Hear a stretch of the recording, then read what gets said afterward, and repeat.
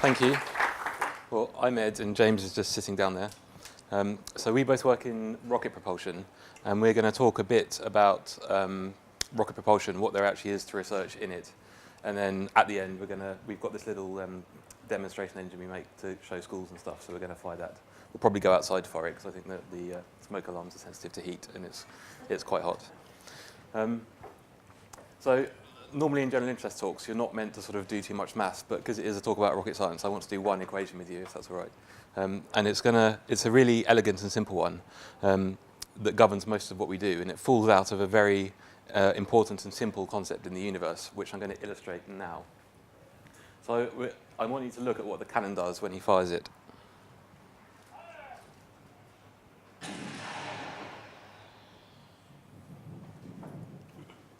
I'll show you that again just for fun.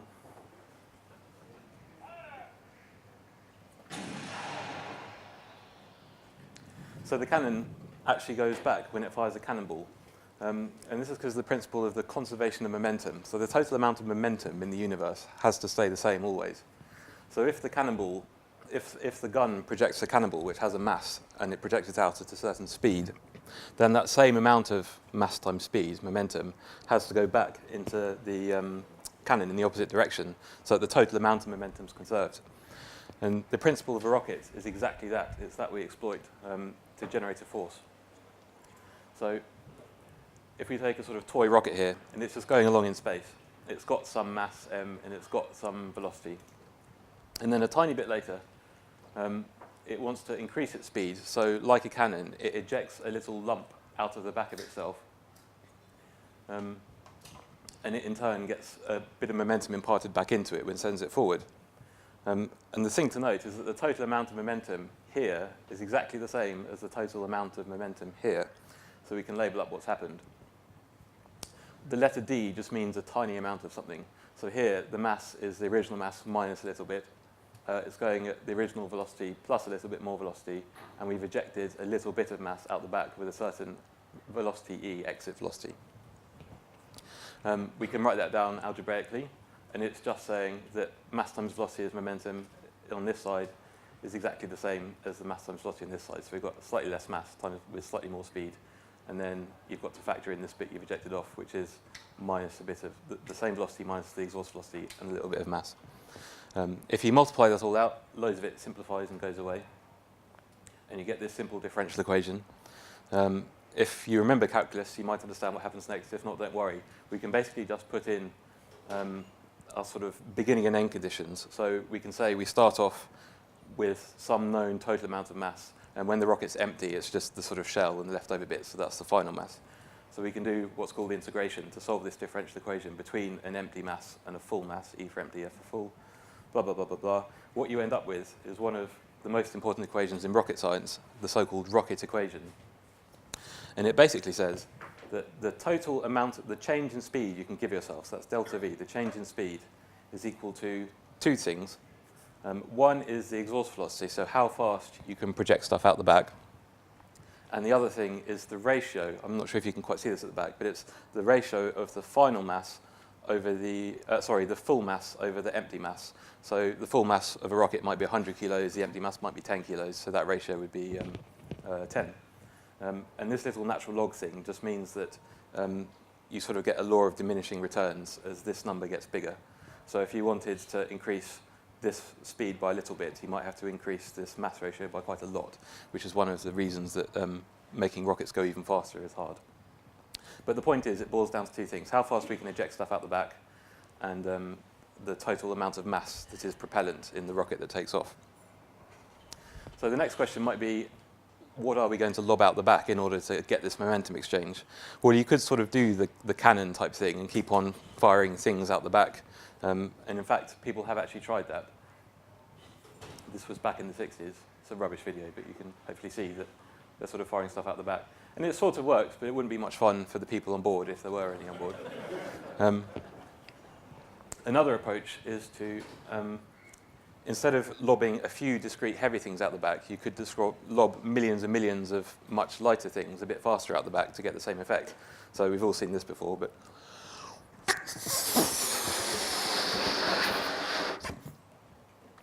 So if I create some pressure inside here, it's at a higher pressure on the inside than on the outside. So when I let go, the air molecules are going to be accelerated out the back, just like that. You could get more bang for your buck if you increase the pressure inside the balloon. So when we go and talk to schools about how rocket propulsion works, sometimes we made this little skateboard that we powered by a fire extinguisher. And this is Ian riding the skateboard. So we get a pipe from the skateboard and just run it to a little nozzle we had to make at the back, and that vents out the front.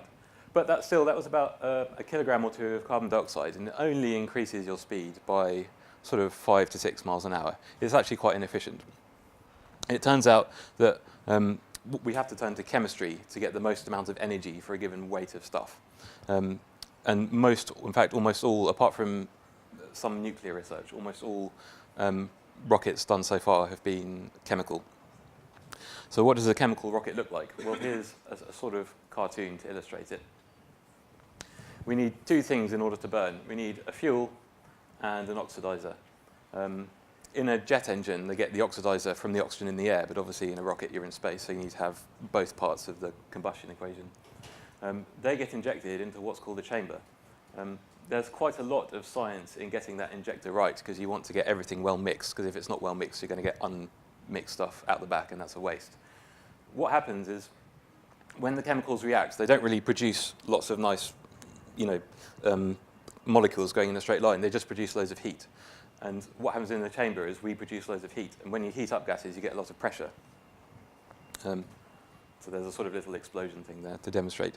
And what we then have to do is sort of take all this energetic stuff going on in the combustion chamber and somehow turn it into the momentum exchange we want.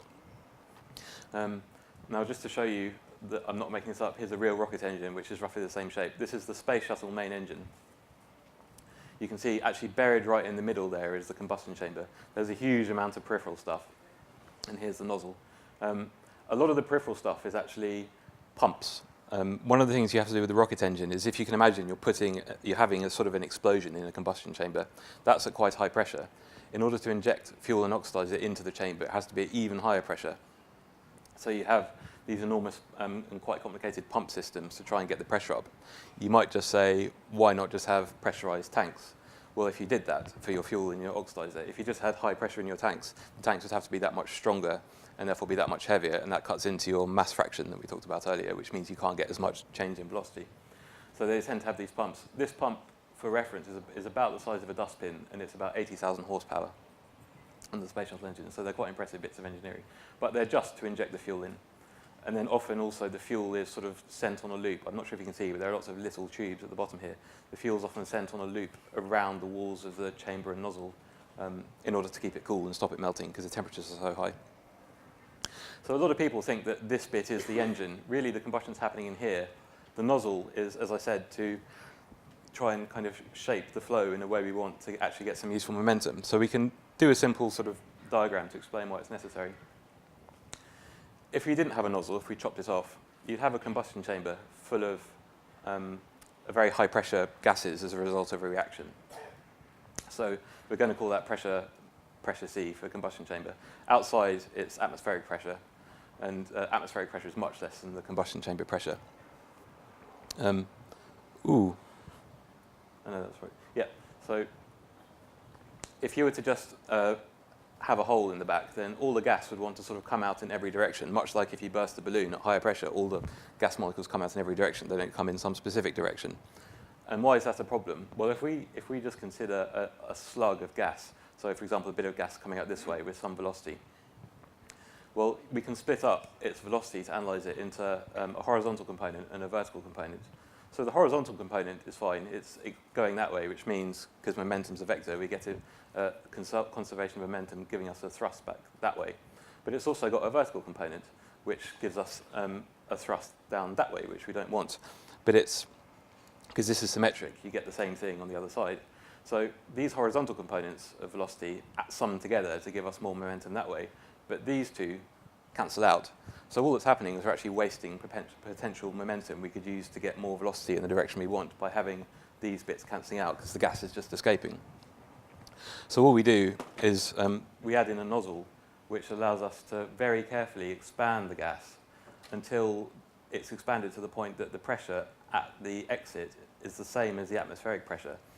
If the gas is coming out at the same as atmospheric pressure, it has no desire to expand or contract or anything. It just comes out in a nice parallel sense. And that gives us the maximum momentum exchange back into the rocket. So that's the rocket science theory out the way. I'm now going to hand over to James, who can talk about what we actually do in our day-to-day research. Talk amongst yourselves for a second. Bits of electronics. Is that the right one? Oh, okay, cool.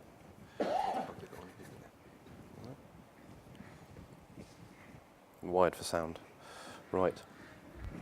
So Ed's told you a bit about the theory of rockets. So you've actually learned some rocket science for those that didn't already know it.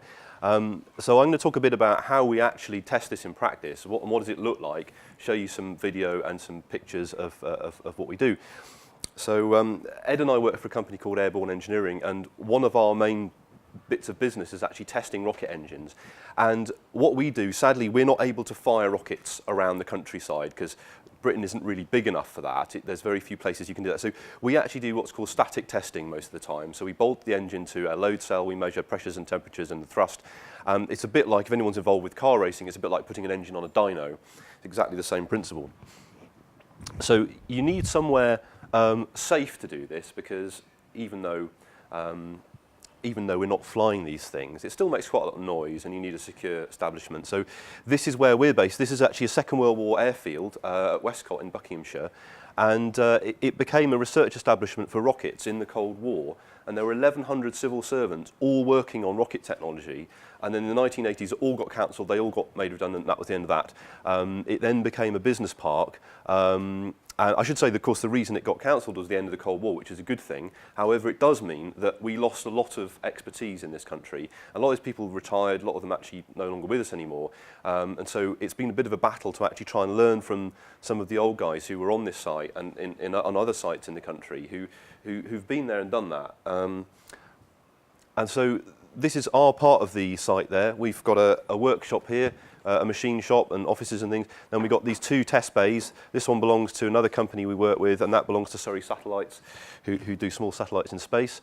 And, oh, there's a jellyfish. That's a surprise.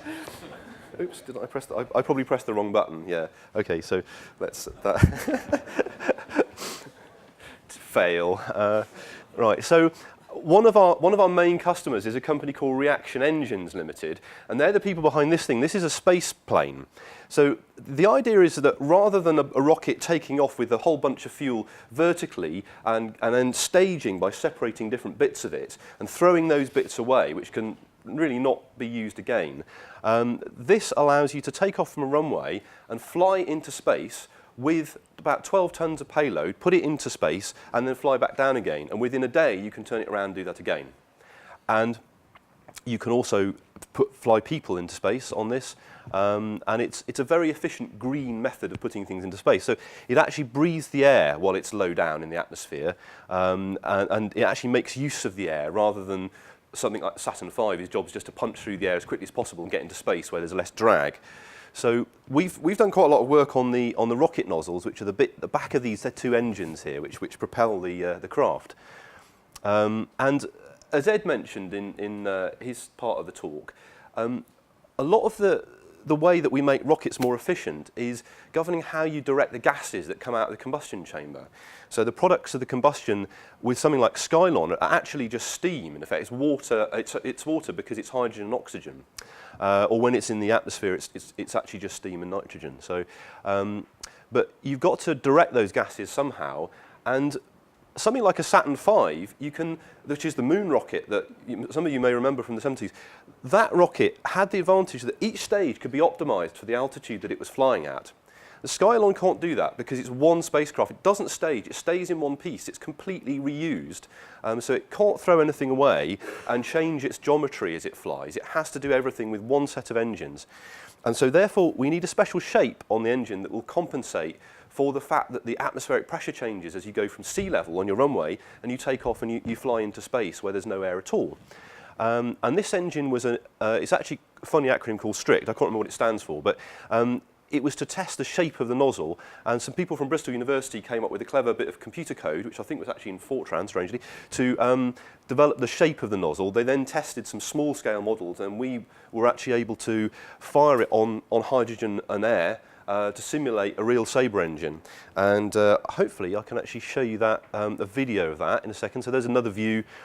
You can see some of the instrumentation on this slide. You can see pressure taps here, and all these little tubes that come out are to measure the distribution of pressure along the nozzle wall, and that allows you to work out what the pattern of shock waves is in the rocket nozzle, and you can learn a huge amount about the shape and whether you've got it right or wrong, or whether you just need to tweak it a little bit.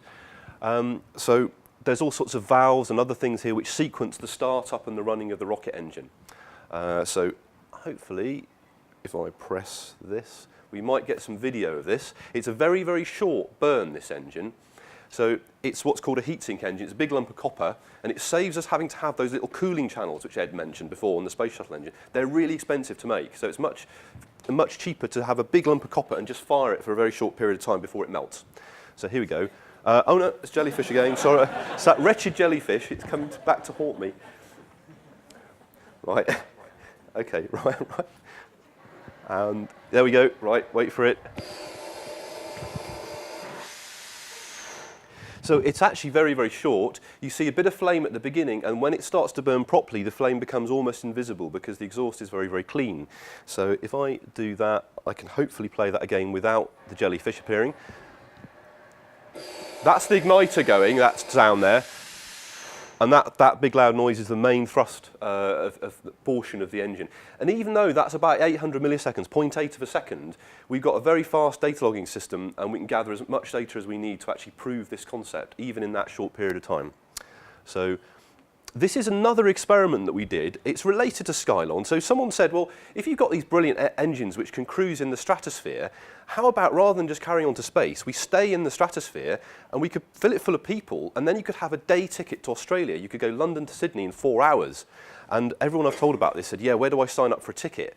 But sadly, it's not there yet. So the EU is putting some money into studying what all the technological barriers are as to doing this project. One of them is, if you fly an air-breathing rocket engine in the stratosphere, it can deplete the ozone layer if you don't do something clever about it. Now, all engines which use air, even car engines, make nitric oxide because some of the nitrogen in the air burns. It actually gets chemically changed when it goes through an engine.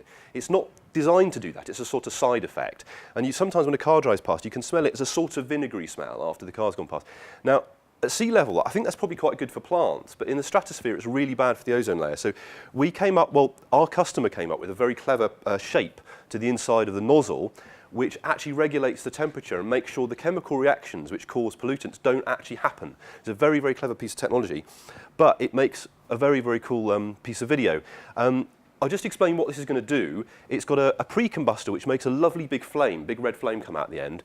And then when the air comes in, so the pre-combustor is just hot hydrogen. When the air comes in, the flame will then become almost invisible, and you'll see a lovely pattern of shock diamonds here, which just show that the exhaust from the rocket is supersonic. They don't mean anything, technically, that you can measure, but they're quite beautiful things, and you'll see those appearing in some of the other bits of video that I've got to show you. So hopefully we won't get jellyfish. Now, here we go. So you'll hear the igniter first, and then you'll see the pre-combustor, which is the big flame, then you'll get the invisible flame. So there's the igniter, there's a pre-combustor, and now it's coming up to full thrust. You can just about see those almost invisible shock diamonds. So I'll wait for the end of that video. Hopefully I can just show you that one more time.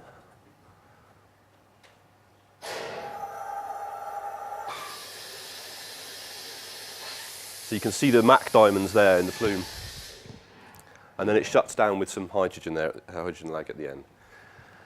So other things we've been involved with are things, really blue sky things, like can you make propellant from the atmosphere of Mars? So if you sent people to Mars, do you have to take all your rocket fuel with you to bring the people back, or a robot with a sample, whatever it is? Or can you make the propellant on Mars so you don't need to take as much stuff with you? And that goes back to what Ed was saying about the mass fraction of the rocket, the full mass versus the empty mass. if you can actually make propellant where you've landed, then actually it makes your life a lot easier. Everything becomes cheaper and easier. So we were trying to see whether we could burn carbon monoxide and oxygen efficiently to make a rocket engine. That combination is something that used to burn when people had town gas. That's before natural gas came in. It had hydrogen and carbon monoxide. So that combination's well known, but no one, to our knowledge, has really tried it in a rocket engine. We tried it, and it actually works quite well. So here's a video of one of these tests. Again, it's a very short burn. So very, very, very fast. This is 750 milliseconds, so 3/4 of a second burn. So I just fire that again. It's good fun. You can just about see the shock diamonds when it shuts down. So if I wait for that video to stop, otherwise I get the jellyfish. And hopefully, and this one, the reason it's gone blank is this is what happens when you fire it at night, which is quite cool. So hopefully this works.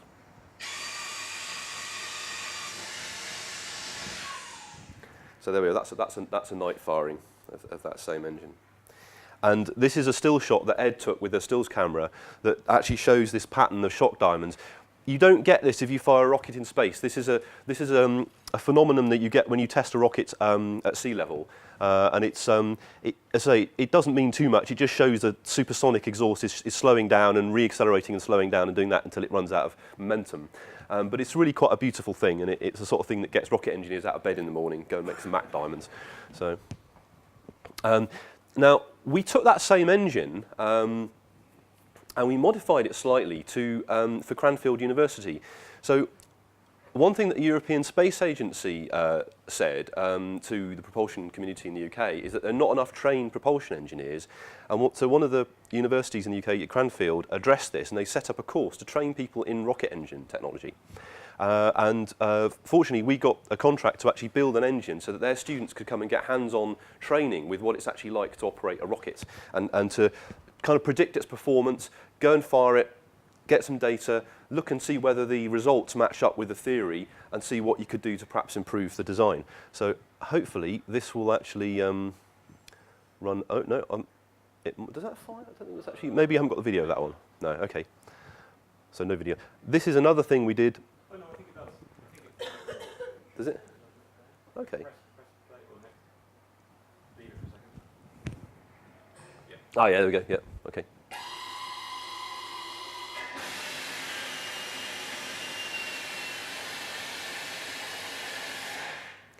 So that's a bit of a longer one. That's nitrous oxide and isopropyl alcohol, are those two propellants. So they're very safe, benign things that are easy for people to handle without wearing all sorts of breathing apparatus and complicated stuff like that. So very safe, clean propellants.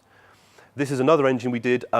So if you want to make something that lands on another planet, like the lunar lander, and this is something Europe's actually getting sort of interested in again after all these years since man went to the moon. And they're thinking, well, could we land a robot probe on the moon or Mars or something else like that? So we were looking into what you need to do that. And bear in mind, this has all been done in the 1970s, but in the UK and in Europe, we don't really have that technology so much these days because we don't have that direct sort of heritage. So we were looking at what you need to do that, and there's two things. You need to be able to change the thrust of the engine, so you need to throttle the engine up and down, a bit like a car engine. You don't just go at one speed. You need to be able to, as you land your rocket, to increase the thrust, to slow yourself down, and then reduce the thrust so that you actually sort of sit down gently on your lander. The other thing you need to be able to do with it is to steer the rocket engine to keep the rocket upright and stable, because otherwise a rocket without any other means of control will just go around in a loop.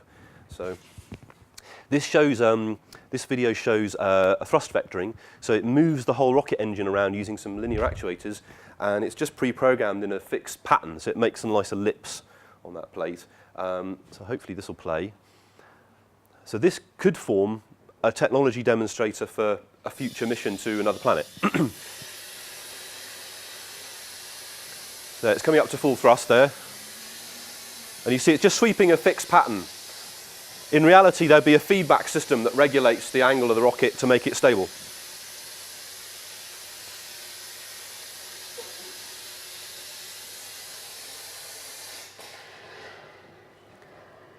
Shuts down with a bit of a bang. So in order to test rockets, you've got to be able to do a bit of everything, a bit of mechanical engineering, a bit of plumbing, in fact, a bit of hardware and a bit of software.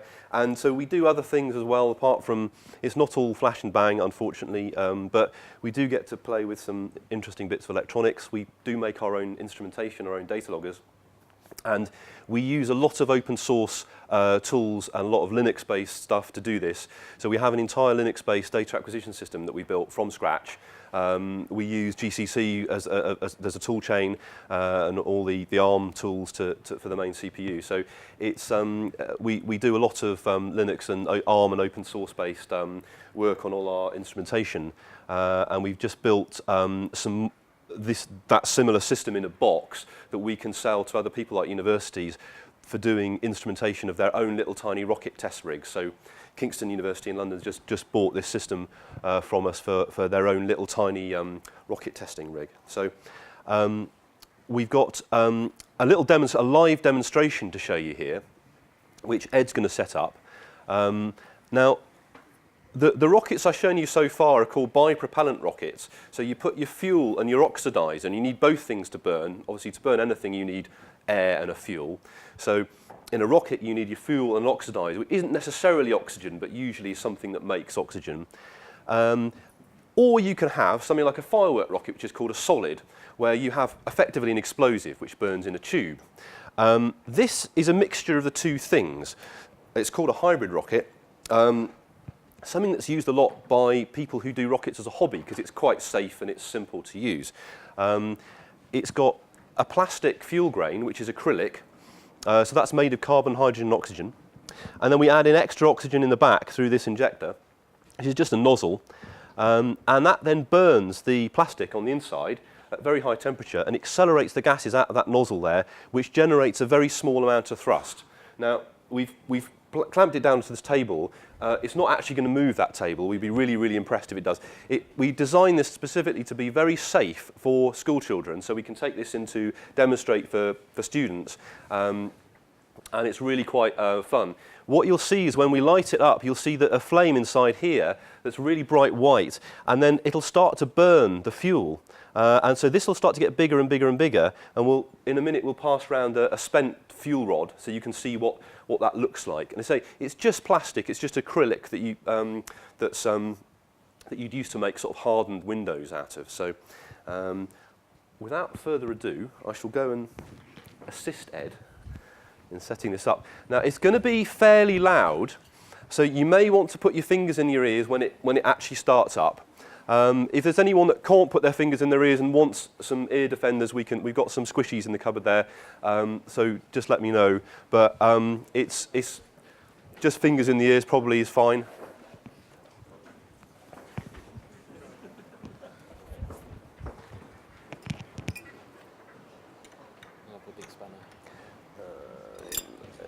That's that one there. Yeah, that's fine. Yeah, I've already tested.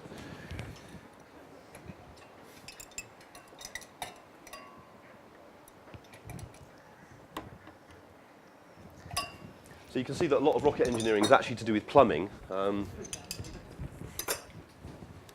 we see if we can get this back a little bit further? We think the fire alarm in this building is sensitive to heat as well as smoke, so that's why we're doing it outside. This is very clean, this engine, but we don't want to cause any trouble. So,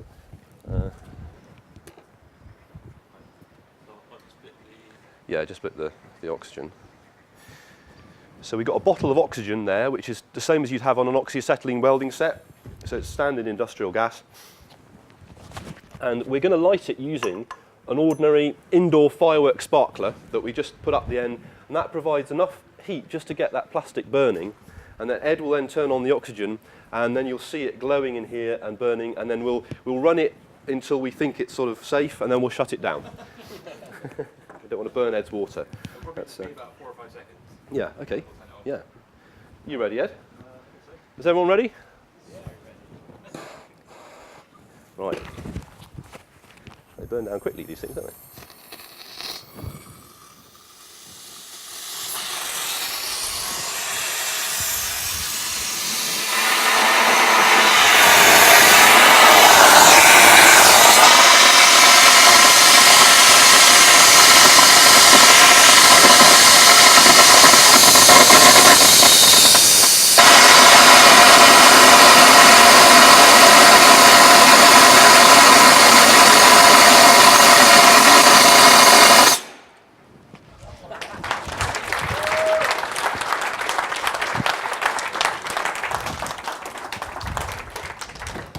Thank you very much.